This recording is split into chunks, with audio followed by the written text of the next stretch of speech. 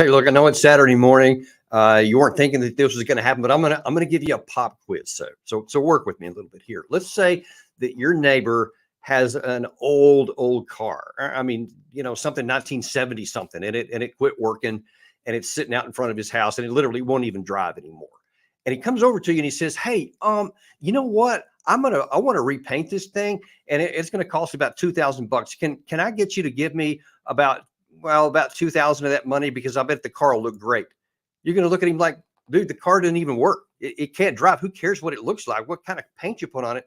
Why would I give you $2,000 for a car that's not even going to drive?" Now, that's absurd on the surface of it. It's just a hypothetical scenario. Unfortunately, there's one unfolding in Washington, D.C. that's not hypothetical. Check this out. I hope my friends on the other side keep their word about support for Ukraine. They said they're going to support Ukraine in a separate vote. We cannot, under any circumstance, allow American support for Ukraine to be interrupted. I fully expect the Speaker to keep his commitment to secure the passage and support needed to help Ukraine as they defend themselves against aggression and brutality. Enough is enough is enough. This is not that complicated. The brinkmanship has to end. Well, I do agree with the president on one of those points there. Enough is enough, and it's not that hard. In the early part of this war, when Russia had just invaded the country and the whole army of the Ukraine was intact, it made sense because we had some enough equipment and we had enough money to support the Ukraine side, and we gave them every chance. Maybe they can win. Maybe they can push Russia out. And so we provided well over a year, and then we enabled them to have this big offensive, and we gave them a half a year to prepare. We gave them thousands of our own combat vehicles and millions of shells and hundreds of millions of rounds of other ammunition and intelligence support and training. I mean, literally everything you can imagine, not just from the United States, but other things from Europe as well.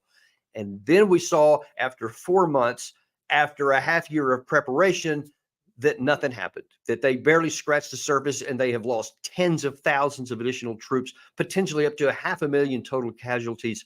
And they clearly don't have the capacity to go through. So instead of saying, okay, we gave it the best shot we could, we gave them everything that we could, hundreds of billions of dollars of your money in America went to do that, and it didn't work. Okay, fair enough. That was a reasonable chance, because there was a possibility it could work, but it didn't, because the enemy is too strong, their defenses are too high, and the balance of power continues to weigh in the favor of the Ukraine's adversary. So now then we need to do something different. Or do we? Because apparently in Washington, they don't want to do anything different. They want to just say, hey, let's keep doing what hasn't worked for the last 19 months. Let's do it again. In fact, let's keep doing more of it. And look, it ain't that hard. Just give more money. Well, I'm sorry, but it is not the case. It's not that simple, or at least it should be simple, that it's not going to be as, okay, enough is enough. Just keep giving me the money because I asked for it. It doesn't matter if it's not working. It doesn't matter if Ukraine doesn't have the capacity to win. Keep giving them more of our stuff. Take more weapons out of our inventory. Make more money to give to the Ukraine side on a war they can't win.